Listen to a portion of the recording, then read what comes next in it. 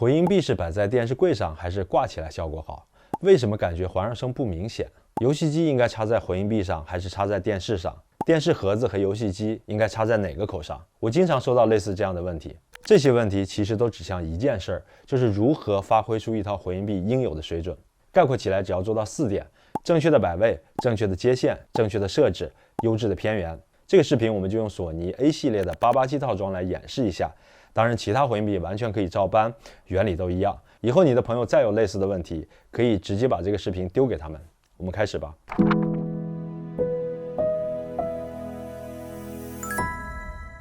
这套回音壁是索尼 A 系列的次旗舰，主回音壁 A8000，环绕音响 RS8，低音炮 SW7 组成，简称887套装。我用这套演示是有原因的。次旗舰 A8000比旗舰 A9000少了2样东西，一是波束高频扬声器，二是4个被动振膜。波束高频扬声器是为了反射高频形成更好的环绕声，但我们可以给 A8000配一对物理后环绕音响来解决。4个被动振膜的作用是增强低频，我们可以给 A8000配一支小低音炮来弥补。除此之外， A8000 和 A9000 的接口数量、声音单元、索尼声场技术还有功能都一样，所以这套887套装我认为是索尼 A 系列里一套高性价比的日常使用搭配。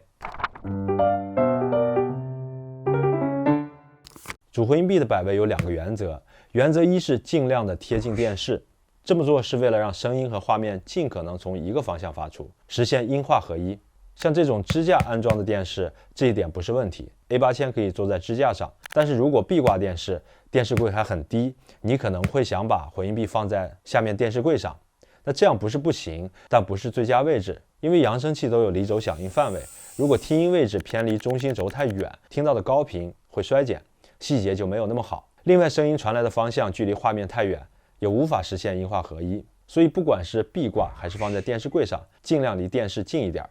第2个原则是不要挡住天空声道和侧面的反射声道。A8000 的反射式天空声道是通过天花板的反射来形成上方的环绕声场的。环绕音响的摆位原则一：扬声器朝向听音位置，原理和刚才一样，避免听到的高频衰减导致细节损失。原则2是高度等于或略高于听音位置，比如这对 RS8， 它不像 RS5 有反射式天空声道，我们可以让它的高度比听音位置再高20到30厘米左右，让来自后方的环绕声场高一些。原则3是拉开距离，让声场更大，结像范围也更大。在空间允许的情况下，尽量拉开2只环绕音响之间的距离，结像范围会更大，能覆盖更大的听音面积。那随意的坐在沙发上，更不容易感觉到左右环绕声不平衡。沙发靠墙的话，环绕音响就放在2侧，扬声器对着沙发；沙发不靠墙的话，环绕音响放在侧后方，扬声器依然对着沙发。低音炮的摆位，因为低频没有方向性，所以理论上放哪儿都可以，但实际上我们听到的声音不仅来自于低音炮的直打声，还包括很大一部分来自房间的反射声，而且反射声的占比会比你想象的要大得多，所以不同房间尺寸、不同家具陈设会让低音听起来不同。唯一确定的是，低音炮距离你越近，低频的震感越明显。SW7 是索尼新出的小低音炮，它的低音量感没有 SW3 和 SW5 那么强，但也因为这个，它就不容易扰民。还有个好处是轻薄不占地方，因为这个特性，我会把它放在沙发旁边，这样它有限的低频能量会第一时间传导到沙发上，让我们用一支小炮也能感受到低频的体感。用自带的 HDMI 线把 A8000 的 HDMI 1.2口和电视的 HDMI 1.2口连接。索尼电视的3口和4口是 HDMI 2.1接口， A8000 占了一个，但是它还有一个 HDMI in 口。因为 A8000 支持所有的 HDMI 2.1的特性，所以这个 HDMI in 口相当于还给它的。现在我们有一个苹果盒子，一个安卓盒子，一台 PS5， 一台 Switch 2。把苹果盒子和安卓盒子插在电视的 HDMI 1口和2口上，因为对于看电影来说，这2个 HDMI 2.0的接口带宽已经足够传输最高规格的画质和音质，而游戏机需要用到 4K 120赫兹、VR、自动低延迟这些 HDMI 2.1才有的特性，所以我把 Switch 2接到电视的 HDMI 4口，然后把 PS5接到 A8000 的 HDMI in 口，最后把所有设备接通电源就可以了。这里要注意，线材一定要用设备原装的 HDMI 线，如果需要更长的线的话，最好买认证的 HDMI 2.1 线来保证带宽。之前有几个观众出现过各种奇怪问题，一多半是因为买的线材太便宜，一定不要在 HDMI 线上省钱。另外，如果你有机顶盒插在电视上，也有可能会导致音频回传出现问题。有这种情况，你可以先把它拔掉试一下。在设置之前，首先我们要弄清楚两种传输方式：直连和音频回传。根据我们刚才接线的方式，苹果盒子、安卓盒子、Switch 2是和电视连接的，它们的声音会先传输给电视，电视再通过 HDMI eARC 把音频回传给回音壁，发出声音。那这种传输方式就叫音频回传。而 PS5 直接连接在回音壁上，所以它的声音会直接传输给回音壁，这种连接方式叫直连。我们接下来要做的就是让这些播放设备，包括电视机，都不要解码音频，把音频交给回音壁来解码，让专业的设备做专业的事儿，才能发挥出最好的效果。在安卓盒子的音频设置里，把解码改成直通或者透传，就是要告诉它，音频的事儿您就别操心了，交给下一个设备来解码，它就会把音频原封不动的交给电视。目前的苹果盒子并不能直通音频，它会自己解码杜比全景声以外的其他音频格式，这里记得要开启杜比全景声选项。苹果盒子虽然它不能直通音频，但音质还是挺好的。PS5 游戏机的音频是实时运算的，不支持直通。首先在 HDMI 设备里选择音量条，其实它的英文就是 Soundbar 回音壁。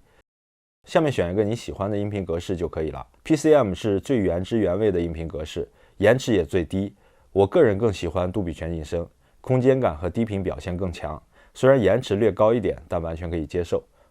Switch 2的音频设置里面，输出设备选择自动，打开扬声器环绕声效果，在输出测试里可以听到声音从回音壁的不同扬声器发出，听起来环绕音响的音量比较大。等会儿我们可以在索尼的 App 里调节到平衡的状态。如果你的播放设备不是硬件，而是个软件，那这个软件也要设置为直通或者 pass through， 不要让软件来解码，因为我们需要回音壁来做这个工作，才能发挥最佳效果。在电视接收到播放设备或者软件传给它的音频的时候，它会忍不住去解码，因为一般默认设置就是要它解码的。但是我们现在有回音壁，所以电视也要设置一下。在索尼电视的音频设置里面，设置为传递模式，这样它在收到那些播放设备传过来的音频信号就不会解码，而是通过 HDMI eARC 口传递给回音壁，让它来负责解码。如果不是索尼电视，一定也有这样的音频设置，只是名称不一样，有的叫透传，有的叫直通，有的叫 pass through， 意思完全一样，就是把音频信号通过 HDMI eARC 口传出去，交给回音壁。当回音壁接收到没有解码的原始音频时候，它会显示出这个音频格式并解码。比如我们在播放 Apple TV 的片源之前，能看到片源的音轨是杜比全景声。开始播放之后，在索尼的 App Bravia Connect 里面可以看到音轨的格式也是杜比全景声，那就说明回音壁已经收到了原始的音频信号。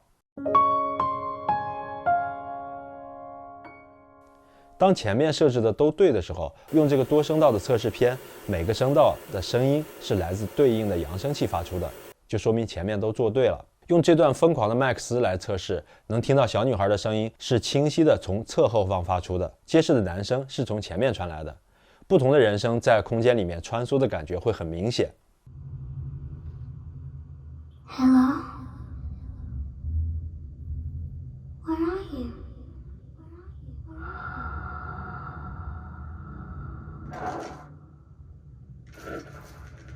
Where are you, Max? Here they come again, worming their way into the black matter of my brain. Help us, Max. You promised to help us. I tell myself, they cannot touch me. 用这一段 Santeria 能听到来自上方的鸟叫，清晰的乐器，就像身处一个原始部落，被一个穹顶的声场这么包围着。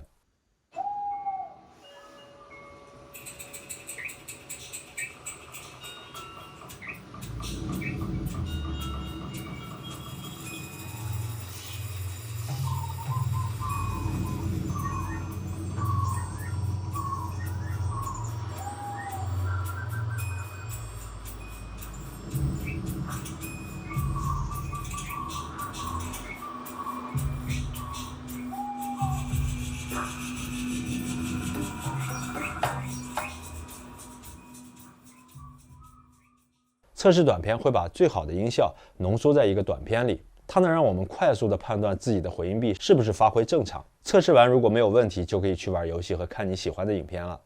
这里要注意的是，电影的正片一般不会像测试片那样从头到尾都有明显的环绕声，它只是在需要的场景里出现，并且每个片源在音效制作上的投入是不一样的，所以能发挥多强的效果，片源的音轨质量是非常重要的。这里是常见的音轨质量的排序，供你参考。我做过很多期索尼回音壁的视频，比如说 A 系列的旗舰955套装、分体式家庭影院 A9M2、大功率高性价比的 S60， 它们都各有各的特点，感兴趣的话你可以去翻翻看。不过不管选哪个，都遵循这期视频的百位原则和设置方法。希望这个视频对你有用，我是考拉上校，我们下期再见。